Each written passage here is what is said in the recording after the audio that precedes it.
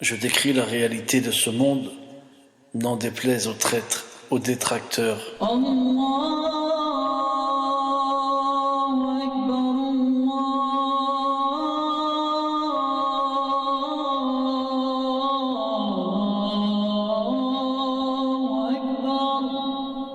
Et quoi? Ne devrait-il pas y avoir des gens qui parlent de la réalité?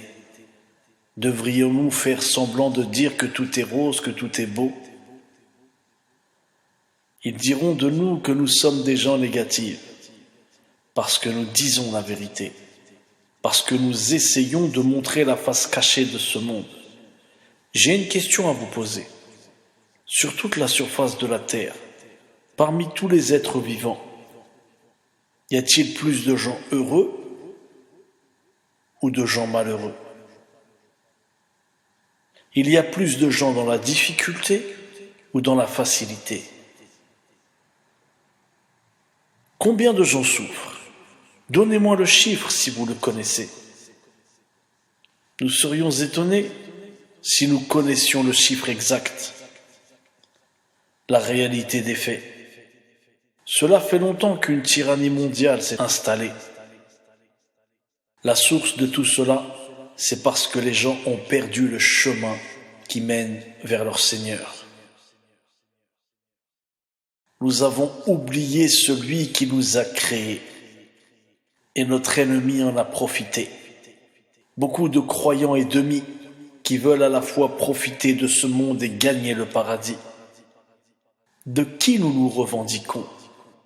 Des compagnons qu'Allah les agrée qui ont délaissé ce monde afin que la vérité triomphe.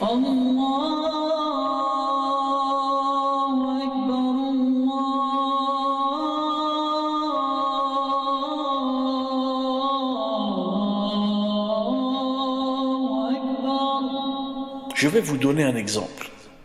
Je suis rentré un jour dans une mosquée. J'ai aperçu une femme qui était en train de lire le Coran. Une petite cuillère à la main, une petite tarte à la fraise à côté d'elle. Elle était en train de réviser le Coran en mangeant une tarte à la fraise.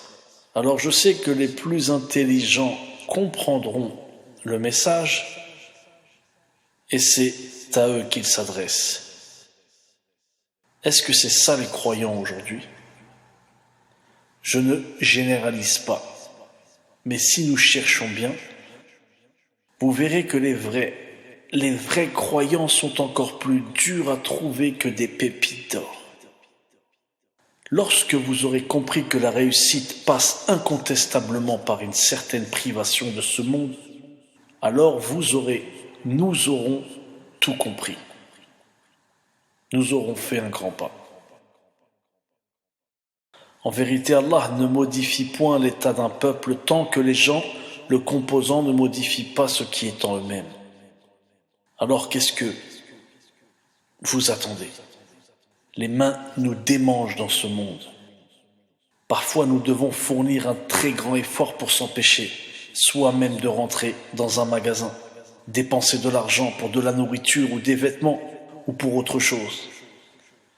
Nous sommes attirés comme des aimants, au point où c'est devenu un combat très difficile pour certaines personnes de s'empêcher de rentrer dans un magasin. Clair comme de l'eau de source, nous sommes dans la difficulté, parce que le chemin de celui qui nous a créés, nous avons abandonné.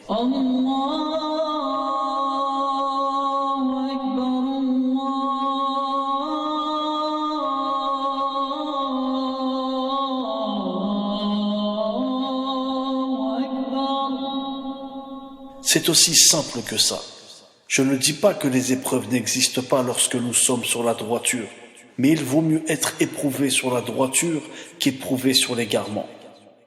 Est-ce que vous imaginez le jour où dans chaque demeure des croyants la sunna sera présente? Est-ce que vous vous êtes déjà imaginé cela? Ce serait comme si que dans chaque demeure il y avait une lumière. Et chaque petite lumière formerait une lumière tellement grande et puissante. Essayer d'éteindre cette lumière reviendrait à essayer de se battre contre le vent. En attendant, aujourd'hui nous sommes comme une petite bougie qui s'éteint au moindre coup de vent. Croyants du monde entier, de grands événements attendent l'humanité. Nous ne sommes pas à l'abri d'une nouvelle guerre, une nouvelle guerre mondiale. L'homme est injuste, il aime les guerres injustes. Est-ce que je suis une personne négative qui voit le mal partout? Ou est-ce que certains essaient de faire semblant de ne pas comprendre? Il serait très important pour vous, très intéressant pour vous de connaître l'évolution de ma situation. Bien sûr, certaines personnes ne me connaissent qu'à travers YouTube. Et à part le fait que je ne poste plus jamais de vidéos, personne ne saura ce qui m'est arrivé. Mais je vous assure, si vous aviez la possibilité de savoir comment ils vont traiter mon cas, vous seriez étonné et vous sauriez enfin que votre frère disait la vérité.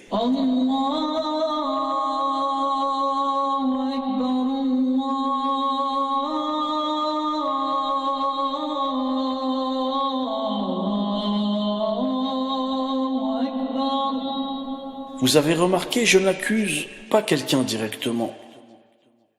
Je prends le problème dans sa globalité. Peu importe qui est derrière tout cela, ce qui compte, c'est de se souvenir du combat entre le bien et le mal dans ce monde. C'est le plus important.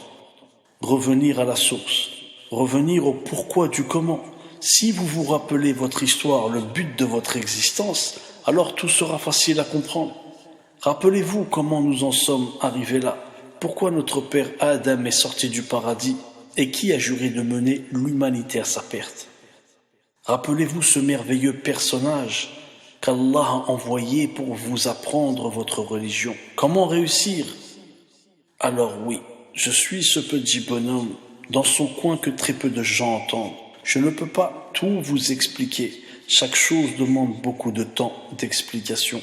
J'essaie de vous donner des informations par-ci, par-là, à vous de développer afin de vous améliorer. Utilisez ce que je vous dis. Alhamdulillah. Allah nous a fait saints d'esprit. Nous le remercions pour cela. Il nous a donné la faculté de différencier le bien du mal. Lorsqu'une personne nous parle, nous devrions être en mesure de savoir si cette personne est sincère ou non. Même s'il est difficile parfois de différencier entre l'hypocrite et le véridique.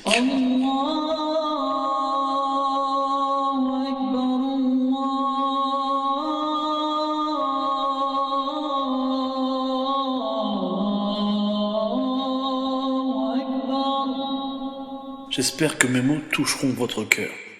Je n'ai rien à gagner à vous mentir. Vous décrire ce que je subis, c'est vous informer sur la réalité de ce monde. Si une personne vient vous mettre une gifle, se sauve en courant, et que vous criez après cette personne, et que des gens vous interpellent dans la rue en vous disant « Que se passe-t-il » Vous leur racontez ce qui vient de se passer, et ces gens vous disent « Arrêtez un peu, tout cela est dans votre tête ». Ne jugez pas bêtement, ne jugez pas sans savoir. Nous vivons une époque très curieuse, où la perversité commence à arriver à son apogée. J'ai passé l'âge de raconter des bêtises, et de toute manière, les fantasmes, la mythomanie, l'exagération n'ont jamais été les bienvenus chez moi. Vous savez, il est très difficile pour moi de vous expliquer ce qu'ils me font, parce qu'à la base, je ne suis pas une personne qui parle facilement d'elle. Je fais l'effort pour Allah, je fais l'effort en espérant que ça soit bénéfique pour vous. Le meilleur conseil que j'ai à vous donner, faites très attention à vous, et votre seul refuge est chez celui qui vous a créé. Tout comme vous auparavant, je n'avais pas idée de la véritable face cachée de ce monde. Après avoir bien réfléchi, je me suis dit que tout ceci était très logique. J'ai oublié pendant des années le combat d'Iblis, que depuis des millions, voire des milliards d'années, il peaufine. Il travaille chaque jour contre l'homme, depuis tout ce temps. Il est plus que vital de revenir vers celui qui vous a créé. La ruse du diable est certes faible, les pieux n'auront rien à craindre. Qu'Allah vous protège, qu'il fasse de vous des gens pieux. Allah.